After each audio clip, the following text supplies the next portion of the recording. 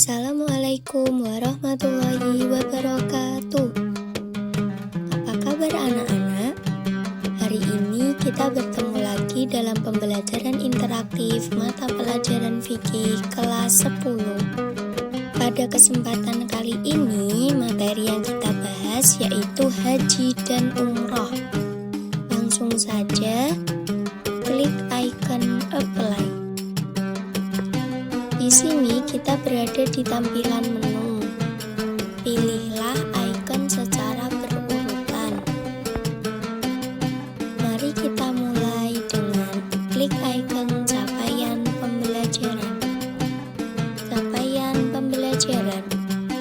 Peserta didik memahami ketentuan ibadah haji dan umroh beserta problematikanya dengan analisis dalil dan hikmah tasyriknya, sehingga memiliki kesadaran penghambaan dan ketaatan kepada Allah Subhanahu wa Ta'ala secara mutlak dalam mengikuti aturan syariat dalam kehidupan sehari-hari, dalam konteks berbangsa dan bernegara untuk menggapai ridho Allah. Selanjutnya, kembali ke tampilan menu. Selanjutnya, klik icon tujuan pembelajaran. Tujuan pembelajaran. Siswa mampu menganalisis ketentuan haji, umroh, dan problematikanya dengan menganalisis dalil dan hikmah tasyriknya agar memiliki kesadaran penghambaan dan ketaatan kepada Allah Subhanahu wa Ta'ala. Selanjutnya, kembali ke tampilan menu. Selanjutnya, klik icon materi. Pengertian haji dan umroh. Haji berasal dari bahasa Arab haji, yang artinya menyengaja atau menuju. Maksudnya adalah sengaja mengunjungi Baitullah atau Ka'bah di Mekah untuk melakukan ibadah kepada Allah Subhanahu wa Ta'ala pada waktu tertentu dan dengan cara tertentu secara tertib. Haji dimulai dari bulan Syawal sampai 10 hari pertama bulan Zulhijjah.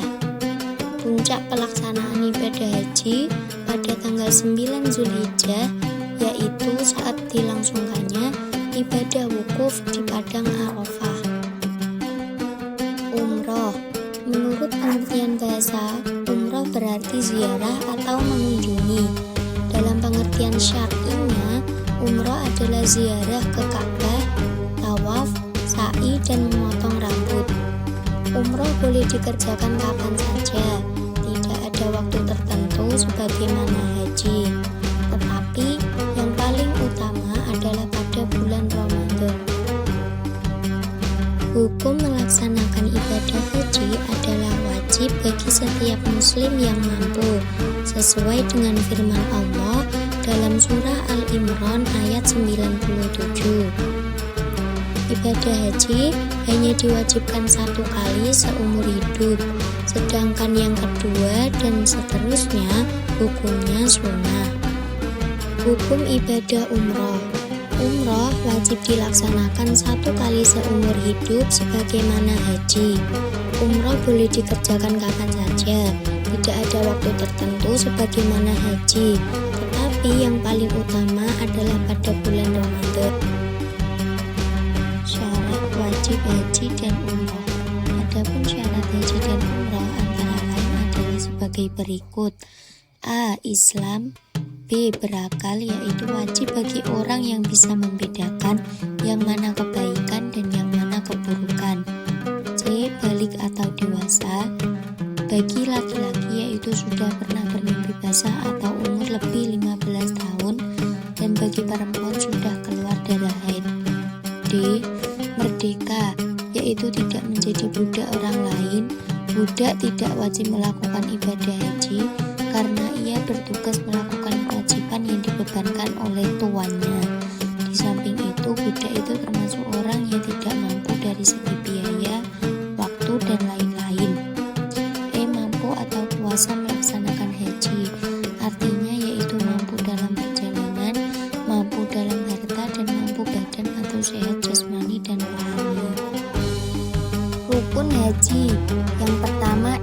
ihram, wukuf, tawaf, sa'i, tahallul, tertib. Rukun umroh, ihram, tawaf, sa'i, tahallul atau mencukur rambut, dan tertib. Sunnah haji dan umroh. Di antaranya sebagai berikut ini adalah sunnah-sunnah yang berhubungan dengan ihram, tawaf, sa'i, dan wukuf, yaitu A. Mandi sebelum ihram, B. Menggunakan kain ihram yang baru, C. Memperbanyak talbiyah, D. Melakukan tawaf qudum atau kedatangan, E. Sholat 2 rakaat tawaf, F. Bermalam di Mina, G. Mengambil pola ifrad yaitu pola mendahulukan haji daripada umroh, H. Tawaf wada atau tawaf perpisahan.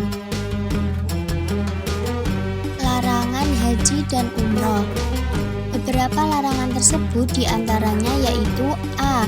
Bagi laki-laki dilarang menggunakan pakaian berjahit, B. Bagi laki-laki dilarang menggunakan penutup kepala, C. Larangan bagi perempuan untuk menutup muka dan telapak tangannya, D. Di saat ihram bagi laki-laki maupun perempuan, wangi-wangian untuk badan maupun pakaian boleh memakainya sebelum ihram, E.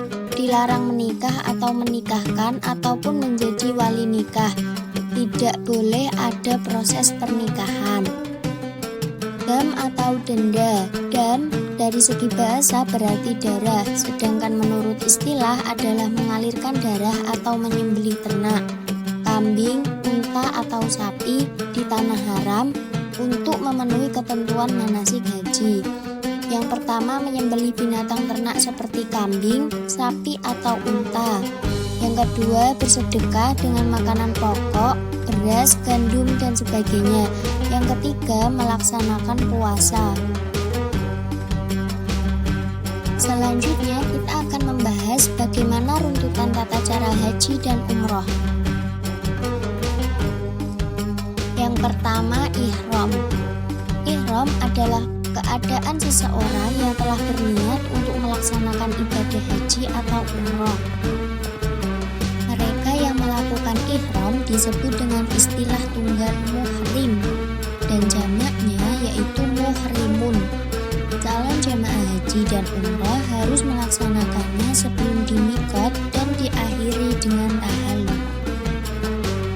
Adapun persiapan sebelum ihram yaitu mandi dan membersihkan diri, memakai wangi-wangian, sholat sunnah, menggunakan pakaian ihram, membaca niat haji atau umroh. Pelaksanaan ibadah haji dimulai pada tanggal 8 Zulhijjah. Setelah ihram, jamaah haji menuju ke Mina dan bermalam di sana sambil menunggu wukuf di padang Arafah. Selama di Mina disunahkan memanjatkan doa, istighfar, zikir, talbiyah, tafakur, dan membaca Al-Quran. Setelah sholat subuh pada tanggal 9 Zulhijjah, jamaah haji menuju ke padang Arafah untuk melaksanakan wukuf. Wukuf adalah berdiam diri di padang Arafah. Saat melakukan wukuf, umat Islam yang menjalankan ibadah haji diharuskan membaca doa-doa serangkaian kegiatan yang wajib dilaksanakan saat ibadah haji. Saat wukuf juga dianjurkan banyak-banyak memanjatkan doa, istighfar, zikir, talbiyah, dan tafakur. Sholat zuhur dan asar dijamak qashar awal atau diringkas 2 rakaat yang dilakukan pada waktu zuhur. Setelah waktu maghrib atau tenggelamnya matahari, jamaah haji pergi ke Musdalifah. Mereka akan bermalam atau mabit hingga waktu fajar. Di Musdalifah, mereka melaksanakan sholat maghrib dan isya secara jamak qashar, serta melaksanakan sholat subuh. Pada tanggal 10 Zulhijjah setelah sholat subuh, jamaah haji meninggalkan Musdalifah untuk melakukan jumrah Aqabah. Selama perjalanan, jamaah haji mengumpulkan batu kerikil yang akan digunakan untuk melempar jumrah Aqobah. Saat jumrah Aqobah, para jamaah haji melemparkan kerikil sebanyak 7 kali ke arah dinding. Setelah melakukan jumrah Aqobah, jamaah haji melakukan tahallul atau mencukur rambut. Untuk perempuan, mencukur setiap ujung rambutnya sebanyak ruas jari. Ada 2 pilihan untuk tahallul laki-laki. Yang lebih utama dan dianjurkan yaitu mencukur gundul atau semua rambutnya, dan boleh juga tidak mencukur gundul semuanya atau hanya memotong sebagian rambutnya saja. Setelah itu dilanjutkan menuju ke Mekah untuk melaksanakan tawaf ifadah. Tawaf adalah salah satu rukun dalam ibadah haji dan umroh yang dilakukan dengan cara mengelilingi Ka'bah sebanyak 7 kali putaran, dimulai dari Hajar Aswad dan berakhir di titik yang sama dengan arah berlawanan jarum jam. Dalam melaksanakan tawaf, Ka'bah harus berada di posisi sebelah kiri kita. Selanjutnya, jamaah haji melakukan sholat sunnah 2 rakaat di makam Nabi Ibrahim. Setelah melakukan sholat, dilanjutkan dengan meminum air zam-zam di tempat yang telah disediakan. Setelah itu, jamaah haji menuju ke Bukit Safa dan Marwah untuk melaksanakan sa'i. Sa'i dilakukan dengan berjalan dan berlari kecil dari Bukit Safa ke Bukit Marwah sebanyak 7 kali bolak-balik. Setelah melaksanakan sa'i, jamaah haji menuju ke Mina untuk bermalam di sana dan melaksanakan sholat wajib. Pada tanggal 11 Zulhijjah setelah sholat subuh, jamaah haji kembali melaksanakan jumroh. Terdapat 3 jumroh yaitu Ula, Wusta, dan Aqobah, masing-masing sebanyak 7 kali. Setelah selesai melempar 3 jumroh, jamaah kembali lagi ke Mina untuk bermalam di sana. Selama di Mina, para jamaah dianjurkan untuk membaca doa-doa dan melaksanakan sholat wajib. Setelah tanggal 12 Zulhijjah, para jamaah haji kembali melaksanakan 3 jumroh, yaitu Ula, Wusta, dan Aqobah. Kemudian dilanjut perjalanan menuju ke Mekah. Setelah sampai di Mekah, jamaah haji melaksanakan tawaf wada. Tawaf wada ini dilaksanakan sebelum kembali ke negara masing-masing atau biasa disebut dengan tawaf perpisahan yang dilakukan sebanyak 7 kali. Berikut adalah contoh poster dari rangkaian ibadah haji yang sudah dijelaskan sebelumnya, mulai dari awal sampai akhir secara runtut. Nah, gimana teman-teman? Seru kan pembelajaran kali ini? Inilah media pembelajaran interaktif mata pelajaran fikih kelas 10, bab haji dan umroh. Sekian pembelajaran kali ini, semoga bermanfaat dan terima kasih atas partisipasinya. Wassalamualaikum.